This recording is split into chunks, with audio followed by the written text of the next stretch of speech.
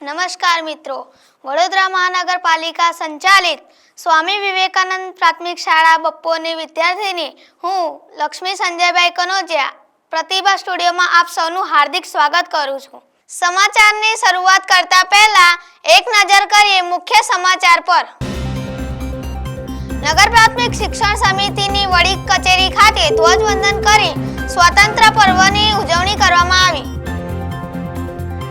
શહેરમાં આયોજિત તિરંગા યાત્રામાં નગર પ્રાથમિક શિક્ષણ સમિતિની શાળાઓના મોટી સંખ્યામાં બાળકો અને શિક્ષકોએ ઉત્સાહપૂર્વક ભાગ લીધો।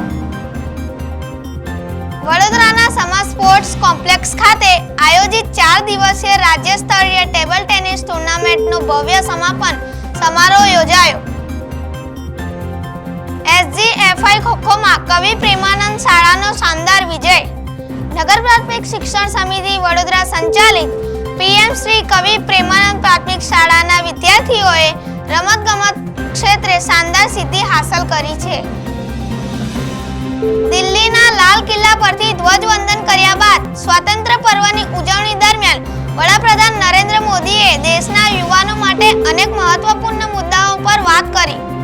હવે જોઈએ સમાચારને વિગતવાર। વડોદરામાં આઝાદીના પર્વની ઉજવણીનો ઉત્સાહ જોવા મળ્યો હતો।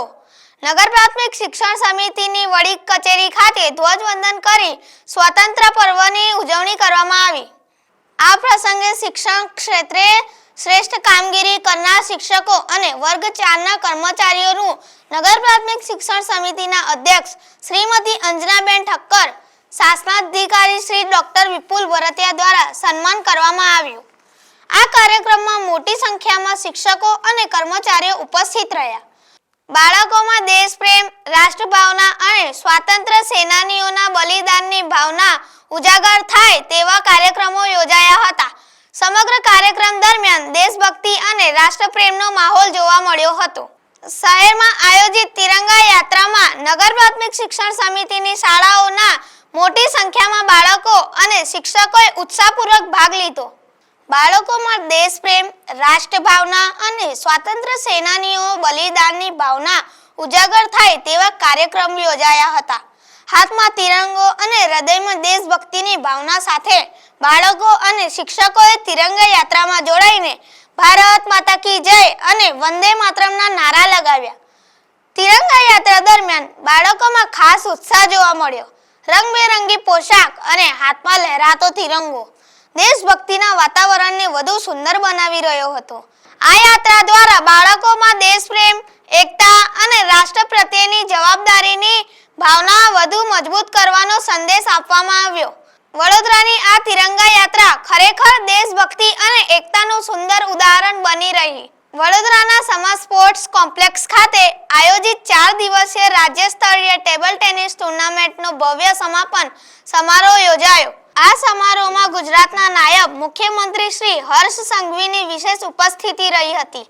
નાયબ મુખ્યમંત્રીએ ટેબલ ટેનિસના ખેલાડીઓને પ્રોત્સાહિત કર્યા તેમજ વિજેતા અને શ્રેષ્ઠ પ્રદર્શન કરનાર ખેલાડીઓનું સન્માન કર્યું।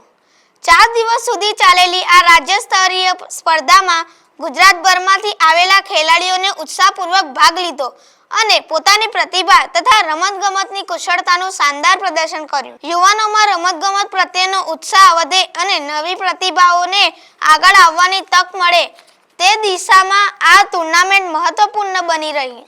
વડોદરામાં યોજાયેલી આ રાજ્ય સ્તરીય ટેબલ ટેનિસ સ્પર્ધાએ ખેલાડીઓમાં નવી ઉર્જા અને રમતગમત પ્રત્યેનો જુસ્સો જગાવ્યો છે। SGFI ખોખોમાં કવિ પ્રેમાનંદ શાળાનો શાનદાર વિજય। નગર પ્રાથમિક શિક્ષણ સમિતિ વડોદરા સંચાલિત PM શ્રી કવિ પ્રેમાનંદ પ્રાથમિક શાળાના વિદ્યાર્થીઓએ રમતગમત ક્ષેત્રે શાનદાર સિદ્ધિ હાંસલ કરી છે।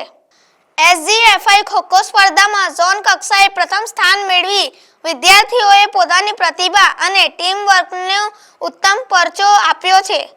વિદ્યાર્થીઓની આ સિદ્ધિની સમગ્ર શાળા પરિવાર અને નગર પ્રાથમિક શિક્ષણ સમિતિનું ગૌરવ વધ્યું છે। આ વિજય બદલ તમામ વિજેતા વિદ્યાર્થીઓ, રમતગમત શિક્ષકો તથા સમગ્ર શાળા પરિવારને હાર્દિક અભિનંદન અને આગામી સ્પર્ધાઓ માટે ખૂબ ખૂબ શુભેચ્છા।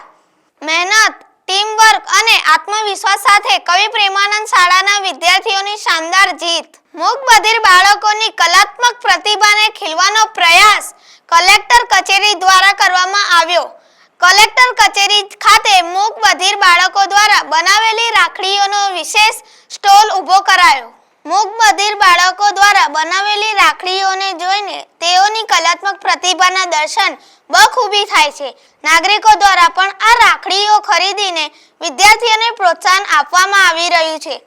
જિલ્લા કલેક્ટર કચેરી ખાતે સ્પેશિયલ રાખી સ્ટોલ ઊભો કરવામાં આવતા અહીં આવતા નાગરિકોનું પણ ખૂબ જ સારો રિસ્પોન્સ રહ્યો છે. તેમણે જિલ્લા તંત્રનો આભાર વ્યક્ત કરતા જાહેર જનતા આ બાળકો પાસેથી વધુમાં વધુ રાખડીઓ ખરીદવા અપીલ કરી હતી. જિલ્લા collector doctor Anil Dhameliya sir પણ સ્ટોલની મુલાકાત લઈ બાળકોને પ્રોત્સાહિત કર્યા હતા. દિલ્હીના લાલ કિલ્લા પરથી ધ્વજવંદન કર્યા બાદ સ્વાતંત્ર્ય પર્વની ઉજવણી દરમિયાન વડાપ્રધાન નરેન્દ્ર મોદીએ દેશના યુવાનો માટે અનેક મહત્વપૂર્ણ મુદ્દાઓ પર વાત કરી. પોતાના સંબોધનમાં વડાપ્રધાને યુવાનોના શિક્ષણ, કૌશલ્ય વિકાસ, આર્ટિફિશિયલ ઇન્ટેલિજન્સ એટલે કે AI અને રમતગમત જેવા ક્ષેત્રો પર ખાસ ભાર મૂક્યો. યુવાનોને આગળ વધવાની વધુ તકો મળે તે માટે ફ્રી કોચિંગ, આધુનિક શિક્ષણ અને નવી ટેકનોલોજીના જ્ઞાનને પ્રોત્સાહન આપવાની વાત કરવામાં આવી. સાથે જ રમતગમતના ક્ષેત્રમાં પણ ભારતના યુવાનોને વૈશ્વિક સ્તરે આગળ લઈ જવા માટે નવી તકો ઊભી કરવાની દિશામાં મહત્વપૂર્ણ જાહેરાતો કરવામાં આવી. વડાપ્રધાનનો સંદેશ સ્પષ્ટ હતો કે ભારતનું ભવિષ્ય તેના યુવાનોના હાથમાં છે અને યુવાનોને યોગ્ય શિક્ષણ, કૌશલ્ય અને તક મળે તો ભારતને નવી ઊંચાઈએ લઈ જઈ શકાય છે. યુવા શક્તિ, ટેકનોલોજી અને શિક્ષણના સંકલનથી વિકસિત ભારતના સંકલ્પને વધુ મજબૂત કરવાનો સંદેશ આ સ્વાતંત્ર્ય પર્વ પરથી આપવામાં આવ્યો. આ હતા આજના સમાચાર. આવા સમાચાર સાથે ફરી મળીશું.